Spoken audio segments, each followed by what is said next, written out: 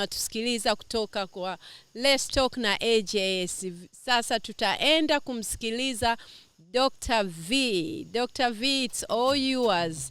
Why unafikiria kwamba tuna umuhimu wa kukumbushana na kuelezana sisi kama wanajumuiya?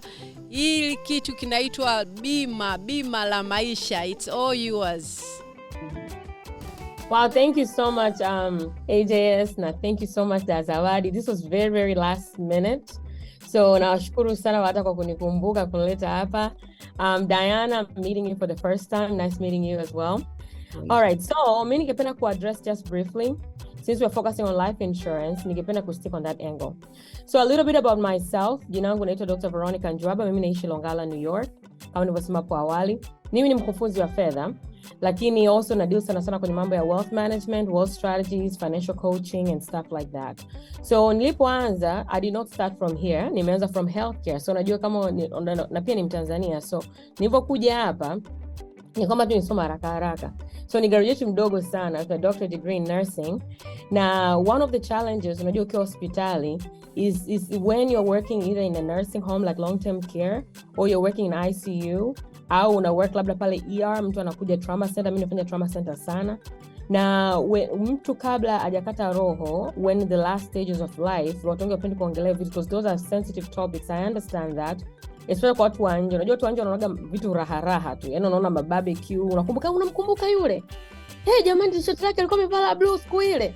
At that thing you know it's a GoFundMe, right? Lakini kuna baadhi ya stages you don't experience. So most times watu hawajui kwamba once people are diagnosed with terminal illnesses, au kama mtu anajua kabisa hapa sitoboy, okay, excuse my language, yani kwamba hapa sitoki, right? Kwamba most likely this is it. Wale watu laying on that deathbed, they talk very weird things. Namaanisha nini? Their biggest regret are things that they have not done throughout their life, right? Now one of them inakuwa siku zote ni financial management. Wewe unafikiri ule mtu anawaza kuhusu kuumwa na kupona, yeye anawaza mtoto wangu hivi ningemwachaje? Mungu angenipa one more day, you know? Mungu angenipa 2 more weeks, you know? I could have gone and fixed something. So those are the most regrets that people have. Now, changamoto tuliokuwa nayo, kwa nini watu wengi watupendi kuiongelea bima ya maisha au life insurance? Namba moja is a taboo. When it comes to talk about money in general, it's a taboo. Yani watu kila mtu anaficha. Yani kwa kifupi it's like this. Everybody's dying in silence. Lakini you want to console yourself kwamba you are okay. Clearly, we know we are not okay. Jamani, people have been losing money, see stock market, si mtu akifariki, so wanafanya changamoto ni nyingi. Kingine, we don't like talking about death. I think that Zawadi ameelezea tayari kwamba it's part of life. Unajua, there's a difference between middle class na wealthy people. Wealthy people, tulichojifunza, sababu mimi nadeal sana masuala wealth management, ukiongea nao and what they plan, yani wao they plan life and death tokea mtoto anazaliwa. Yani unajua mtoto mchanga huyu hata baki mchanga forever. Atakuwa mkubwa, ataenda shule, atapata kazi, ataoa, ataolewa, one day atakufa. It's a matter of time. So at the end of the day, tuache mambo kuogopa.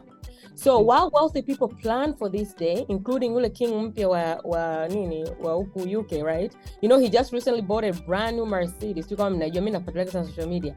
Nice. Anasema anataka kofini yake izungushwe kwenye ile gari. Sasa unajiuliza huyu yuko sawa kweli? Well, because they're not scared. It's only poor people na middle class ndio tunaosali Mungu tunaomba tusife na bado unakufa vile vile. So it's not about being scared, it's about being educated. Kwamba kuna leo na kesho. Unaona? So hiyo inatuelekezea pia tatizo jingine ambazo most of us have, watu wanavyosema inaitwa poverty mindset. Kwamba mtu mwingi, unajua wengi wetu tuambiane ukweli, hata kama ndio tumekuja hapa Marekani lakini tumetoka kwenye backgrounds tofauti. Mwingine katoka kwenye ile background ambayo labda ni kijijini kwamba amekuja hapa, yani yeye alishaambiwa kwamba fulani akifanya hivi ni uchawi, fulani akifanya hivi ni sin. So it's a mixture of taboo and poverty mindset. So we bring the same mindset here. Tunasahau kwamba maisha yanaendelea na baadhi ya vitu lazima tuweze kufikiria tofauti. So hii poverty mindset pia hata kwa yule mtu ambaye baadaye atakuja kuona umuhimu wa life insurance, ataanza naye kujiwekea kikwazo. Mfano, mimi nakumbuka nilipoanza kuna mtu mmoja alishaniambia, wewe yani nataka nichukue life insurance, kwa nikifa mke wangu ataenjoy na nani? Unasikia So kuna hizo mindset. Lakini anasahau kwamba akifa ile nyumba aliyonunua pia azikwe nayo, kwa mke wake ataenjoy na nani? Yani at the end of the day it's just mine, and let's be honest, because these are family things, unajua hizi sio za mtu mmoja mmoja. So these are most like things that affect our families today, na lazima tuviongelee na tuviongelee kwa uwazi. So personally I run programs every single week, multiple programs, and we talk about this, my team and I, right? Lakini pia kitu kingine ambayo pia inaendana na swala la mindset ni procrastination. Yani tuambiane ukweli, wengi wetu hapa kuzima moto. Yani tunakumbuka kama mitihani ya primary. Yani ukisikia una mtihani kesho unaweka maji kwenye ndoo ya baridi. Tunasahau kwamba zima moto it can happen kwenye baadhi ya vitu, can procrastinate, lakini when it comes to protecting your own life you cannot. Why? Kwa sababu kuna certain things you just don't have control. Mfano, sio tu kuhusu kufa. Watu wanasahau kwamba life insurance ina advantages nyingi sana. Na kufa is the last reason why wealthy people even think about life insurance, kwa sababu they can have trust, right? Can protect them from probate and everything. So life insurance is technically actually about wealth building. It's free money. A lot of people don't know that. Watu wengi wanajua tu ukishakufa unazikwa. No, kuna maisha zaidi ya kuzikwa. Unaelewa? So ndio maana nasema it still narrows down to knowledge, right? Kuhusu life insurance, finances, na the American system in general. I feel like you can tuviongee enough. So why am I saying life insurance is free money? Okay. Mimi nilipoingia jamani, ngoja niwaambie, nilikwambia nitoka kwenye background in nursing practice, right? So kwenye finance I had to really take sababu I think nilikuwa na uchungu sana wa kupoteza hela kipindi fulani. So niliingia very aggressive, nilijifunza so many strategies, from licensing, from kukaa nao watu kwenye this big industry na vitu kama hivyo. Lakini why am I saying it's free money? So think about it. Wewe unafanya kazi, okay? Unafanya kazi very similar to what Diana was saying. Lakini kuna changamoto nyingi. Kwanza hiyo unayotengeneza sio unayokeep. Watu wanasahau. Money is not about what you're making, it's about what you're keeping. We are already not having enough money to save, period. Yani kuna wealth management calculations ambazo watu tunafanyaga one on one. Ndio utaelewa kwa nini you're always losing money, plus financial needs analysis. Mfano, wewe mtu analipa labda 5,000 anafurahi, lakini bado hajakatwa, bado taxes. Akimaliza hapo kuna swala la inflation. Yani expansion wanatuambia 8%, but it's really not 8%. If you really do the math, it's 20 to 30%. Bado on top of that, unataka usave. Kwa in short, hela savings kwanza haipo. Kwa ukiwa na emergency yote sasa hivi, najua umeishi Marekani for 40 years. Najua umeishi Marekani 30, 50, 60 years. Lakini bado savings ya kukulast hata more than 2 years huna. Kwa hiyo if anything happens that is serious ambayo inakuelekea kwamba unashindwa kwenda kufanya kazi, because most of us here we are living paycheck to paycheck, including wafanyabiashara. Guess what? That's it. Ndio jumuiya itakuchangia, tuseme kama itakuchangia. Unajua it's like almost like our culture, right? So ni kama ile kupeana pole, fine. Watu kuchangia $10, by the way, siku hizo watu wanapenda kuadiwa kwenye magroup. Unakwambia group gani hilo? Ukipata tu matatizo tunakumbuka all the bad things about just kule nilitembea kanifanyia hivi, right? Anakuwa achangi. Lakini siku akiwa umefanya vizuri, then everybody comes there for you. So we cannot just depend on that, right? Kwa sababu hata kikuchangia, kumbuka, after 2-3 months that money is gone. So at the end of the day ni wewe na familia yako unahangaika. So tunarudi pia kule kwenye mindset, kwenye mwelekeo kama ni free money. Most of us tunaelewa insurance aina moja, kama car insurance, medical insurance, kama those are type of temporary insurance. So the word term means what? Specific period of time, based on dictionary, basic English. Right? So ni sawa sana kama you're renting a policy for a period of time afu inakuja inaondoka. Mwingine anakuambia my job covers me. That's a whole different topic.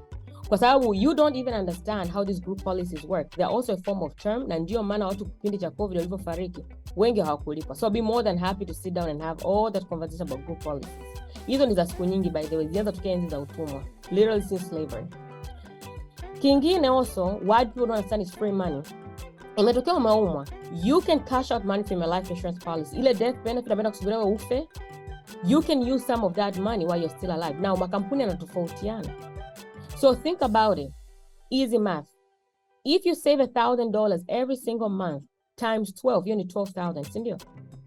Times 20, hiyo is just 240. That's it. Lakini na ukiinvest utategemea unapoinvest, kwa sababu a lot of people put investment in the market. That's a whole different topic. Maybe we'll do that a different day. Lakini wewe una 240 in 20 years. God forbid you have an emergency in year number 10 na una mortgage ya 30 years. Unaona jinsi unavyoenda kufulia. That's why wanasema critical and chronic illness is the #1 cause of poverty among middle class in America.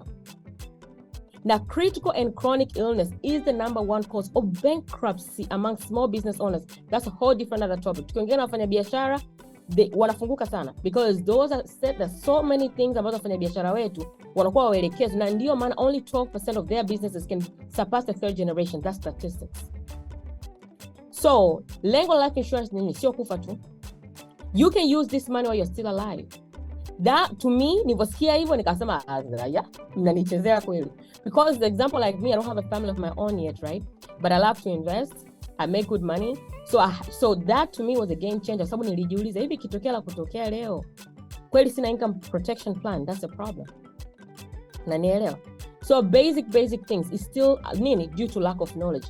Kwa hiyo sisi tunapenda sana kusali. Unajua middle class na hapo ndo tunaambia hivyo, tunasali, tunavote, tunasali, tunavote. Lakini it's not about only kusali na kuvote. Now it's time for us to get educated and get to understand kwamba tunachojifunza sisi ndio tunacho kuendelea kuwafundisha nini hata kizazi kijacho. Kitu kingine, watu wanasahau kuhusu life insurance, retirement advantage. Hakuna mtu hapa anafanya kazi forever. Well, maybe that's your plan, I don't know. Ila kila mtu anazeeka kuna kipindi afika ku retire. Unasahau kwamba ikifika muda wa kuretire kuna kufulia pia. Mtu anajisi mimi nitakufa nikiwa na miaka 80, unajikuta miaka 90 unadunda. You see, that becomes a problem. So the question is, umejipangaje kwenye kipindi cha retirement? A lot of people don't understand that is free money. It's like you paying ahead of time for your own retirement funds. Until I get to sit down with you, I can show you. Wala unaopenda investment, mnalalamika kila siku hela haitoshi, mnaenda kuchukua mikopo benki na compound against you. Did you know that your life insurance policy is actually an asset? Unaweza kupeleka benki unapata mkopo mkubwa tu. Kwa hiyo baada ya kuachia ndugu zako madeni na biashara yako kufungwa wewe wakati manani, those are strategies you need to sit down and get to understand. Now, not all policies behave like that. Not all companies help you with that. Not all banks accept that. I think so far, ever since I started doing this, nimekutana na only one person that's African that owns something like that ambaye amepewa through the bank. So nikiambia advantages ni nyingi sana, including hata watoto wetu. Sisi wote hapa tunataka generational wealth for our kids. But what plans do we really have for them? Ukiangalia hata FAFSA, the only portfolio that is not considered an asset to disqualify a child is only value of a life insurance policy. I can show you that kwenye government document. The rest is considered investment. So kama wazazi ndio tunakuwa tuna lengo nzuri kusevia watoto wetu, but what strategies are we truly using? Ndio maana tunaishia kuchukua mikopo na student loan na madeni hayaishi. So it's not only about life insurance itself, but I think it narrows down to knowledge na kuelewa system ya Marekani imekaje. Kingine, pia procrastination. Tuambiane ukweli, tunapenda sana kuogopa. Na wengine tunaogopa for legit reasons. Sisi hapa nafikiri wote wengi wetu ni immigrants, maana naongea kwa Kiswahili. Kuna issue makaratasi. Tuambiane ukweli.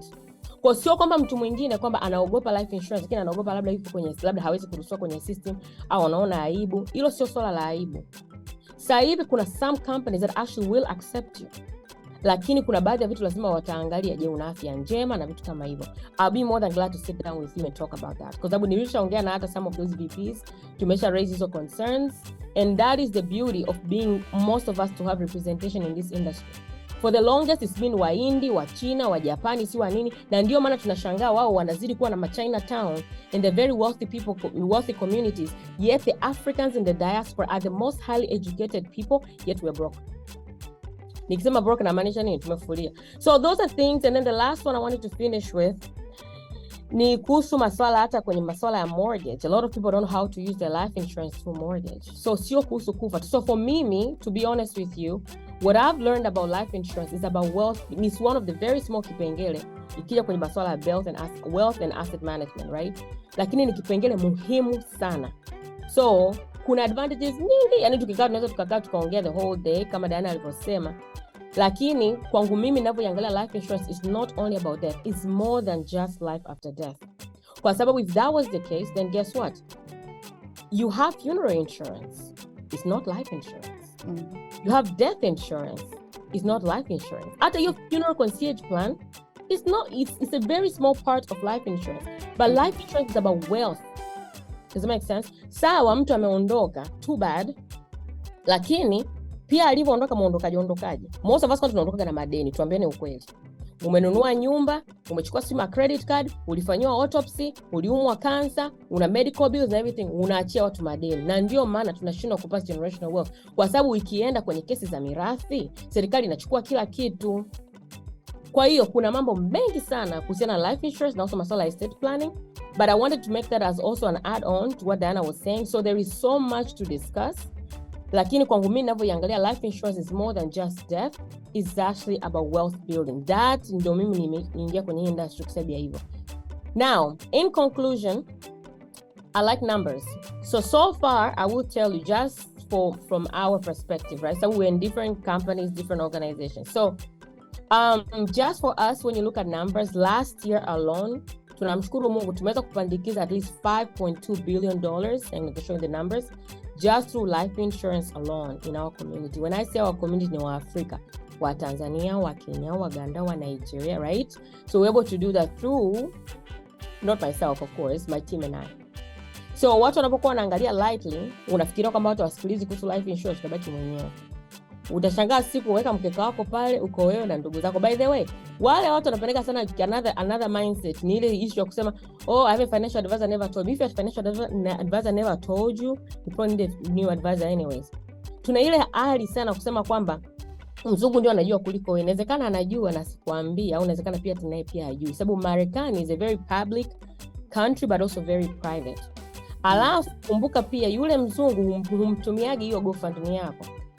Kwa hiyo you gotta keep the same manager. Tuonaje pale kwa Stephanie Armstrong, Smith John, vitu gani? Tunaonaga tu Mr. Kamkwalala, Smith and Mrs. Nkuja, vitu gani? Kwa hiyo tuwe realistic, right? I like to speak it the way it is kwa sababu inatu affect ni sisi. Hakuna Mchina, hakuna Muhindi, hakuna mzungu. Hawana pain na sisi. Mimi I meet people naangalia plans zao, I'm like, whoa, so this advisor did not tell you about this and this, and you have this much money. Yani ni vitu kwa wanatuchukulia poa kwa kifupi. Umeelewa? So there is power in understanding this. No maana nasema it still narrows down to financial education. Yeah. Wow. Dr. Veronica, thank you so much all the way. I know she's in Washington, Seattle now, but Dr. Veronica is from New York. Kwa kweli umewakilisha super. Jamani, Watanzania wenzangu, hamna sababu ya kufulia kwenye lugha ya Dr. Veronica. Alafu hii mambo ya kuangalia wao poa eti kwa sababu ni wabongo, mnasema mtatafuta kina Livingstone ambao wana share hizo insurance. Jamani, kama tunao watu wa nyumbani na mmesikia nondo zao, na tutashare this in YouTube ili muweze kusikiliza na kusikiliza. Kwa sababu mnakumbuka Dr. Veronica amewakumbushia, jamani, tunavyokuwa tunazungusha hizi GoFund kwenye community, hajawahi kuona jina la Dr. Living. Mle kuna Mwafitumbula, kuna wajina, kuna cha usiku, cha mchana, Jumanne, you know. Kwa hiyo basi na nyinyi sisi wa Tanzania tusiwachukulie wa Tanzania wenzetu ambao wanafanya hivi vitu poa. So nampa dada Zawadi kama ana final as we are concluding now, kama una anything to mention, then we will close.